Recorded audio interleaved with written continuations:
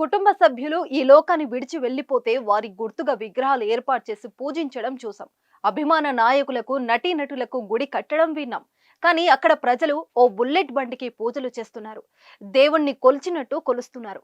ఇంతకీ ఆ బుల్లెట్ బండికి పూజలు ఎందుకు చేస్తారు? ఆ కథ ఏంటి? మీ బిజినెస్ విస్తరించాలనుకుంటున్నారా? మార్చి 16-17 హైటెక్స్ లో franchise India biggest ఫ్రో expo. Rajasthan లోని జోధ్పూర్ కు 50 కిలోమీటర్ల దూరంలో ఓ గుడి ఉంది. ఈ గుడి పేరు బుల్లెట్ బాబా గుడి. ఇక్కడ బుల్లెట్ కు ప్రత్యేక పూజలు చేస్తారు.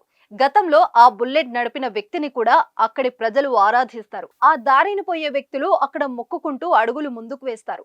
ఇలా బుల్లెట్ కు పూజలు చేయడానికి ఓ చరిత్ర ఉంది.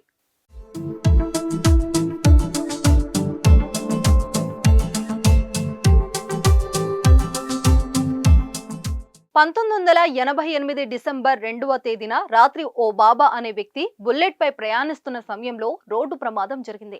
ఈ ప్రమాదంలో అతను మరణించారు. ప్రమాదం అనంతరం పోలీసులు కేసు దర్యాప్తు చేసి బుల్లెట్ బండిని స్టేషన్ కు తీసుకెళ్లిపోయారు. అయితే ఆశ్చర్యంగా ఆ బుల్లెట్ బండి పోలీస్ స్టేషన్ నుంచి ప్రమాద స్థలికి చేరుకుందంట.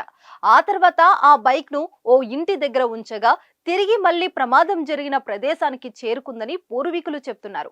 దీంతో ప్రమాదం జరిగిన స్థలంలోనే ఈ బైక్ ను ఉంచాలని నిర్ణయం తీసుకున్నారు. అక్కడే ఓ వేప చెట్టు కింద గుడి కట్టి పూజలు చేస్తున్నారు.